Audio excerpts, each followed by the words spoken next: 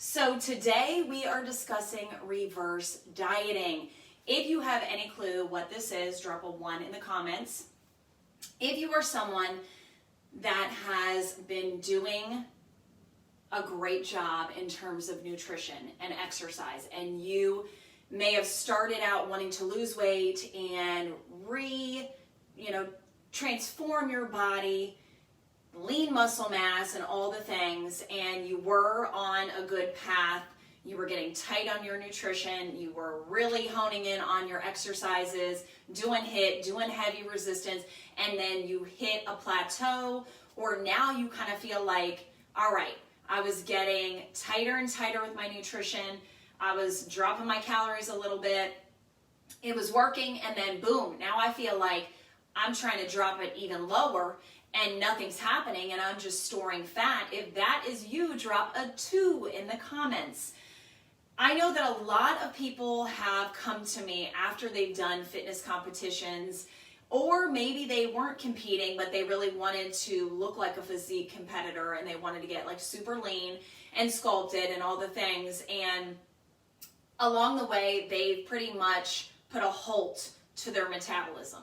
Well, that is what we are talking about today with reverse dieting, is you reach that point where you have dropped your calories and your macros, if you will, so low that your body is just like, all right, I'm not going to function anymore unless you drop it lower and lower and lower. And even then, now we're having hormonal imbalances. Now we're not going to drop the weight. We're going to start storing fat, and we're surely not going to gain muscle.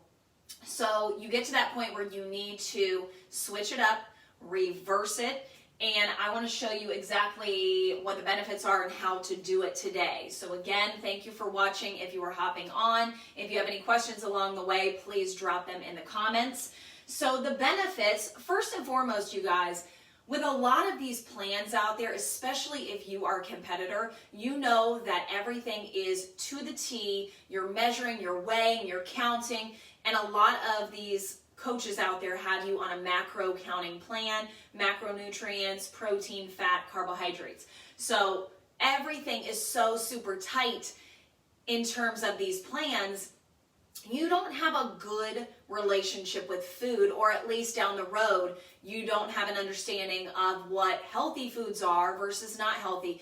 All you know is fitting in my macros, fitting in the range, fitting in, and you're so afraid to be outside of that range. And if that is you, drop a 3 in the comments, because I know so many people that have been in that world. And not to say you have to be a fitness competitor to be counting macros, but you don't have a good relationship with food after a while, and it becomes very unhealthy. So reverse dieting allows you to understand that food is not scary. It really is not scary. You should be able to enjoy food. Enjoy fun foods, high glycemic foods, all the foods, okay, in moderation. And that's something that I do teach, is like that, the way of hacking the nutrition plan with my clients if they want to eat the fun foods. I try not to call them bad foods. They're high glycemic foods, yes, but they're fun foods. We should all be able to enjoy fun foods. Can I get an amen to that? And tell me what your favorite fun food is. Number 2, more energy. Obviously, we're increasing our calories. We're probably increasing our carbs. A lot of people are so terrified of carbs.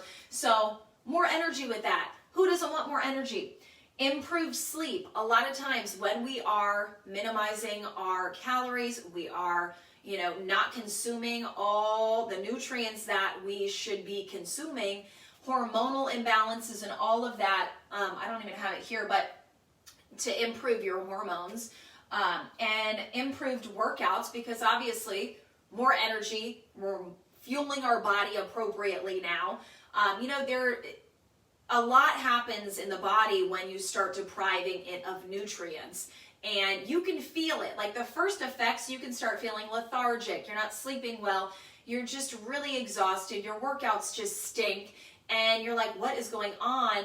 And then the second that you eat a little bit more food, then your body might hold on to it. So you're afraid to up the calories, but there is a right way to do it and a wrong way to do it. And unfortunately, there's no set regimen, there's no set protocol. Everything is customized according to what you are doing at this point in time, what you've done over the last few months. So if that's something that you guys are interested in, reverse dieting, I know I'm working on a plan for one of my clients actually today, sending it to her to get started. I'm really excited because she's gotten to that point. She's set 1,300 calories and she's terrified to go up, and her body is failing her. She is not getting the results she wants, nor does she feel good. Her body is just not happy with her right now. So what we're going to do is we're going to slowly increase her calories. We're not just going to go from 1,300 to 1,700 tomorrow.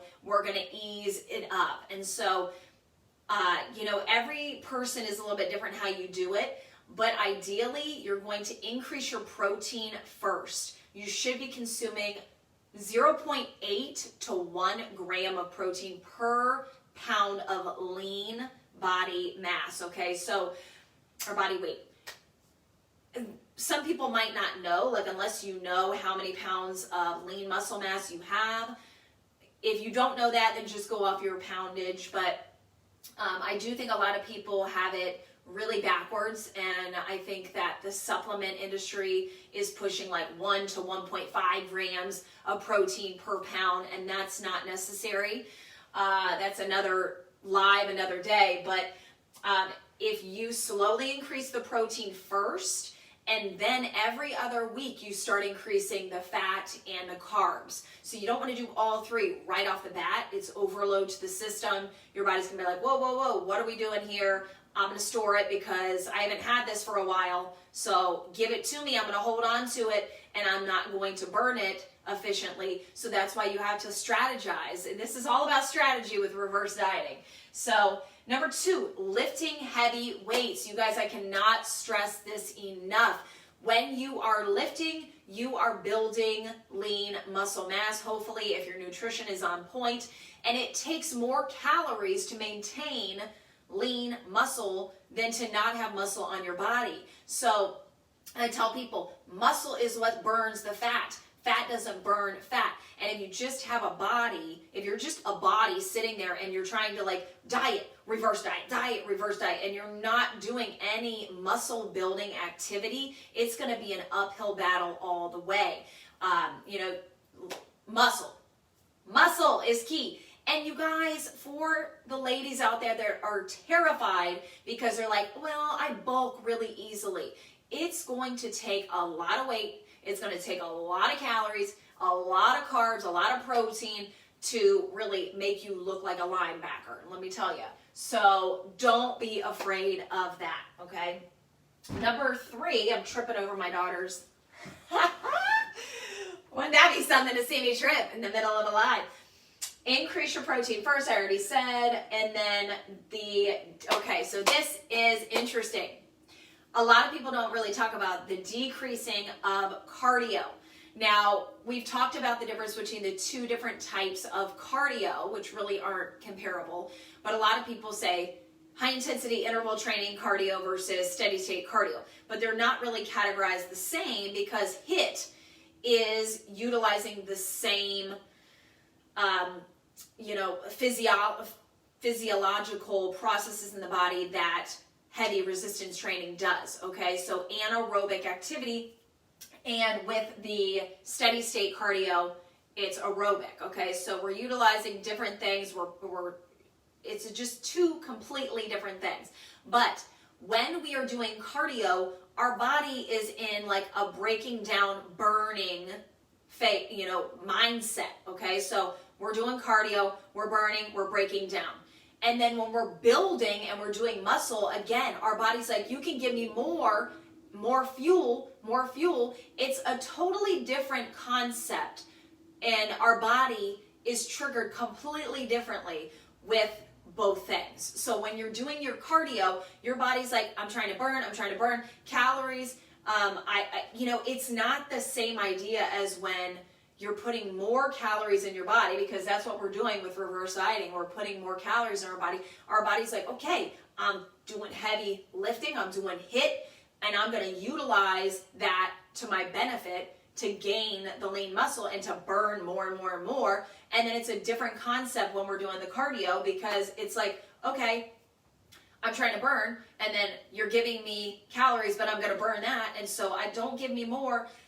Totally different, okay? So if you are someone that is a cardio lover, and there's a time and a place, there really is, but if you are a cardio lover, drop a 4 in the comments. If you're like, Sarah, I swear I'm so terrified because I know you want me to do the heavy weightlifting, I know you want me to do the HIIT, but my heart and soul is with long distance running. And that's completely fine, but you have to look at what your goal is. And so if your goal is to do the marathon, you want to do the Boston Marathon, then do the Boston Marathon and be happy. But you might not be able to burn that extra layer of fat in the midsection and see your abs in the way that you might want to see it. And that's completely fine, you know? I mean, prioritize whatever is most important to you. That's what prioritizing is. And really just understand that it's a good balance, okay? So depending on what your goal is, your strategy is going to be different. But this is a very good strategy and technique, if you will, for people that have just dieted way too long, or for people that were doing hardcore competitions and now they're like, all right, now I'm trying to get healthy again. My body feels like junk. I want to get healthy. I want to get a good relationship with food again. This is what I'm going to do. So that's really all I wanted to point out today in this video. If you guys do have any specific questions, please let me know in the comments. And if you have any ideas for future videos, let me know. Otherwise, make it a great week.